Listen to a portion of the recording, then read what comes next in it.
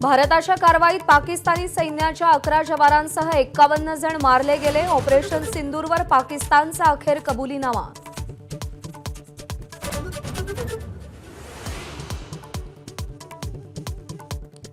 पंतप्रधान मोदींची आज सकाळी आदमपूर एअरबेसला भेट। वायुदलाच्या 72 हवाई योद्ध्यांची पंतप्रधानांनी कौतुकानं पाठ थोपटली।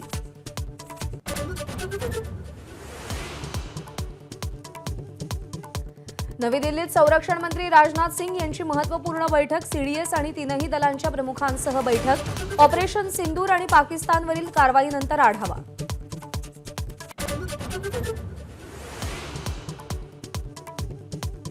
जम्मू काश्मीरच्या शोपियामध्ये सुरक्षा दल आणि दहशतवाद्यांमध्ये चकमक। लष्कर ए तोयबाच्या 3 दहशतवाद्यांचा खात्मा।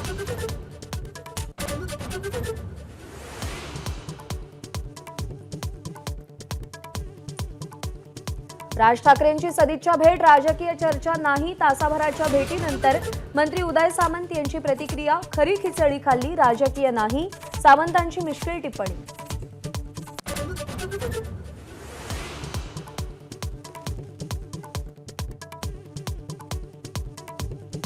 एकत्र येण्याच्या चर्चांनंतर दोन्ही ठाकरेंकडून अद्याप कोणतीही प्रतिक्रिया नाही। टाळी दिली, आता चर्चेचं पाऊल कोण उचलणार याची उत्सुकता।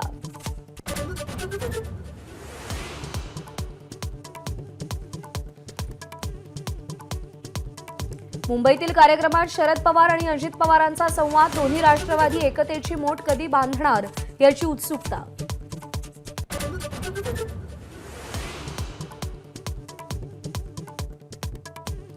मुंबईत ठाकरेंच्या शिवसेनेच्या माजी नगरसेविका तेजस्वी घोसाळकरांचा राजीनामा। स्थानिक विभाग प्रमुख आणि संघटकांबद्दल नाराजी।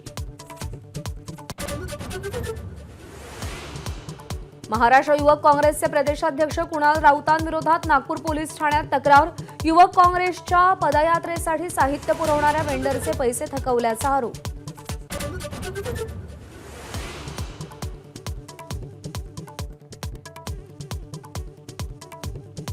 आरोग्य विभागात काम करणारे लाडके भाऊ 7 महिन्यांपासून पगाराच्या प्रतीक्षेत। मुख्यमंत्री युवा कार्य प्रशिक्षणार्थींच्या पगारासाठी सरकारी कार्यालयात फेऱ्या।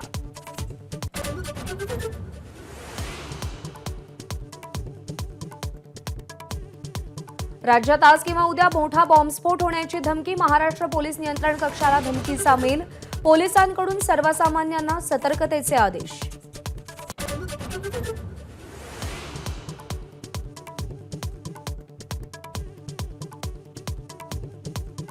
वाशिममध्ये फेरीवाल्यासोबत झालेल्या किरकोळ वादातून 2 समुदायांमध्ये राडा। दगडफेक आणि गाड्यांची तोडफोड। शहरात तणावपूर्ण शांतता।